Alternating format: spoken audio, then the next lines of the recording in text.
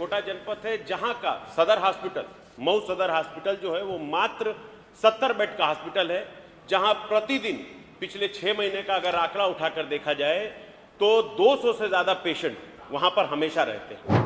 मऊ का जो district hospital है उसमें ऑक्सीजन जनरेशन प्लांट नहीं है, जो कि आज के समय में बहुत ज़्यादा जरूरी पड़ जाता है, क्योंकि सिलेंडर से सप्लाई होने वाली जो गैस है अगर किसी माध्यम से ऑक्सीजन खत्म हो जाता है तो एक बहुत बड़ी घटना का सामना हो सकता है, जिससे कि जान और माल का।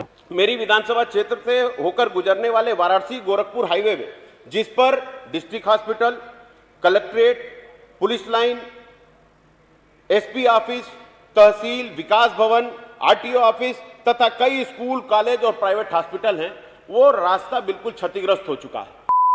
श्री अब्बास अंसारी जी, भारतीय समाज पार्टी। धन्यवाद अध्यक्ष जी। मैं आपका तहे दिल से शुक्रगुजार हूं कि आपने मुझे माननीय राज्यपाल महोदया के अभिभाषण पर बोलने का मौका दिया। माननीय अधिष्ठाता महोदय, मैं जिस विधानसभा क्षेत्र मऊ से चुनकर आता हूं, ये एक बुनकर बहुल और किसान बहुल क्षेत्र है, और यहाँ पे मैं अपने सभी साथी विधायकों को मैंने सुना जिन्होंने बताया कि हमारी सरकार ने ये कर दिया, वो कर दिया, बहुत सारी बातें, मगर उसमें मैं अपनी बातों को भी रखना चाहता हूं, क्योंकि हमारा मऊ एक ऐसा क्षेत्र है जहां आज भी एक छोटा जनपद होने के कारण पूर्वांचल का एक हिस्सा है, और पूर्वांचल में मऊ एक छोटा जनपद है जहां का सदर हॉस्पिटल, मऊ सदर हॉस्पिटल जो है वो मात्र 70 बेड का हॉस्पिटल है, जहां प्रतिदिन पिछले 6 महीने का अगर आंकड़ा उठाकर देखा जाए तो 200 से ज़्यादा पेशेंट वहां पर हमेशा रहते हैं।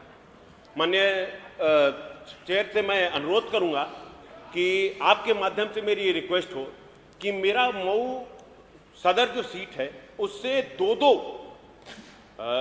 राष्ट्रीय मार्ग गुजरते हैं। एक तो हमारा ये एक्सप्रेसवे गुजरता है, पूर्वांचल एक्सप्रेसवे, दूसरा गोरखपुर से बनारस वाला जो मार्ग है वो गुजरता है, मगर उसके बाद भी हमारी विधानसभा क्षेत्र में कोई भी ट्रॉमा सेंटर नहीं है, जिससे अगर कोई घटना घट जाती है तो पेशेंट को मिनिमम, जो कि हमारे क्षेत्र से 100 किलोमीटर की दूरी पर जो भी अच्छा बेहतर हॉस्पिटल है वहाँ या लखनऊ आना पड़ता है, और रास्ते में उनकी मृत्यु हो जाती है, और जो कि एक अपूर्व घटना होती है जिसकी कोई भी पूर्ति नहीं की जा सकती। मैं आपके माध्यम से अनुरोध करूँगा कि अध्यक्ष जी, मेरी विधानसभा बुनकर बहुल क्षेत्र है और बुनकर लोग बड़ी बड़ी मशीनों से काम करते हैं। अक्सर ऐसी घटना और दुर्घटना घट जाती है जिससे घायल होने वाले व्यक्ति को इंस्टेंट ब्लड लॉस होता है, और जिस कारण स्वास्थ्य सेवा बेहतर ना होने के कारण, मिनिमम जो स्वास्थ्य सेवा भी होनी चाहिए वो भी ना मिलने के कारण वहां पर ये दिक्कत सामने आती है और लोगों की जान जाती है।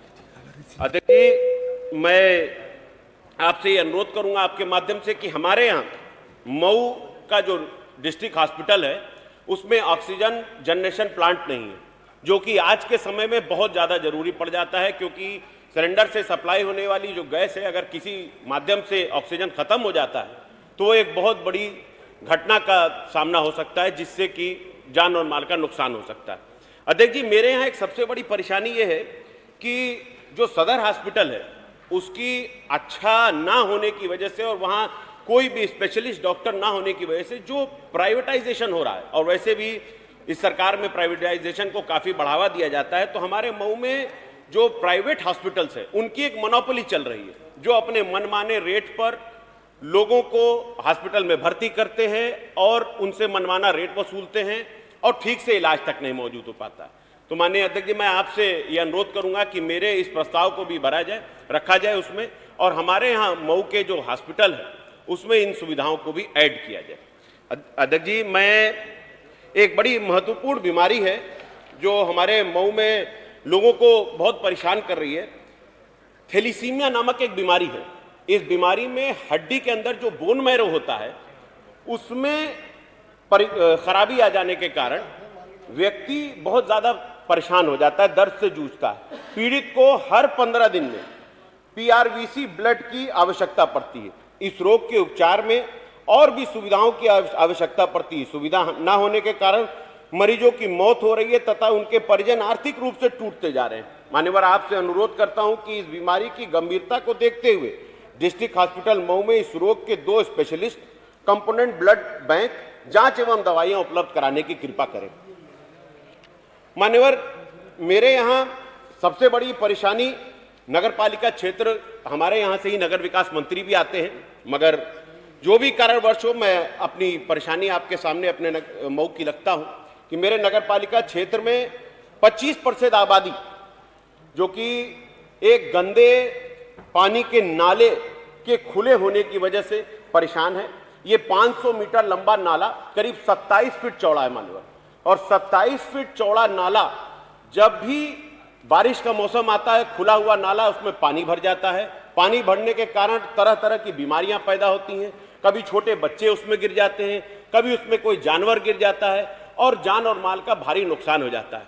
तो माननीय चेयर से मैं अनुरोध करूंगा कि आप मेरी तरफ से मेरी इस चीज को पहुंचाएं और किसी भी तरह उस नाले को बनवाने की कृपा करें, क्योंकि आगे 2 महीने 3 महीने बाद बरसात का मौसम शुरू हो जाएगा और फिर से इन घटनाओं से हमारे नगरपालिका क्षेत्र को बहुत दिक्कत होगी।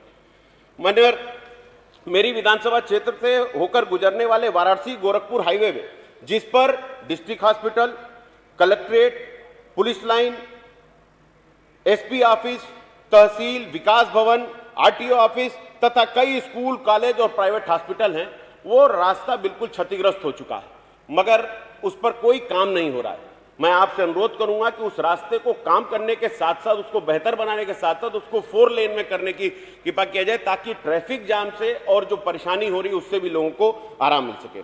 मेरी विधानसभा क्षेत्र सदर मऊ नगर पालिका क्षेत्र स्थित बंधा रोड, डेढ़कुलिया घाट से खेदूपुरा भदेसरा होते हुए बख्तावरगंज मार्ग को 4 लेन कराना बेहद जरूरी है, ताकि हमारे नगर पालिका क्षेत्र को जो भारी ट्रैफिक है उससे छुटकारा मिल सके। मेरे यहाँ विकासखंड रतनपुरा है। रतनपुरा में विकासखंड ग्राम ठेचा है। टिपर 7 में तमसा नदी पर गोदाम घाट के सामने पुल का निर्माण कराना बेहद जरूरी है, क्योंकि लोगों को इसकी बड़ी समस्या हो रही है इसकी वजह से। अध्यक्ष जी, मेरी विधानसभा क्षेत्र में ग्राम गाढ़ा में योगपुर हॉस्पिटल की पुरानी चारदीवारी टूट गई है, जिसकी वजह से आवारा पशु उसके अंदर आ जाते हैं और बड़ी परेशानी होती है। माननीय सदस्य जी, समय देखें। मात्र 30 सेकंड दूंगा सर। आप लिख के दे दीजिए, याद आएगा। मुझे सर 4 साल में पहली बार बोलने का मौका मिला है। नहीं, आप बोलिए को समझिए, और मेरा तो ये भी नहीं ठिकाना है कि कब तक बोलने का मौका मिलेगा, आप जानते हैं। नहीं, आप बोलेंगे। तो इसलिए मुझे मेरी बातों को सुन लीजिए साहब। मेरे यहाँ सबसे बड़ी दिक्कत एक है कि किसी भी, चाहे वो शहर का इलाका हो या देहात का इलाका हो, किसी भी हॉस्पिटल में डॉक्टर्स की कमी है और स्पेशलिस्ट तो है ही नहीं सर। इसके लिए मैं आपसे अनुरोध करूंगा कि मेरी इन गुजारिशों को आप अपने साथ जोड़ते हुए और सबकी गुजारिशों के साथ जोड़ते हुए मेरी मऊ सदर विधानसभा को भी विकसित करें, ताकि मैं भी अगली बार जब अपनी बात रखूं तो उसके साथ साथ बहुत धन्यवाद माननीय सदस्य।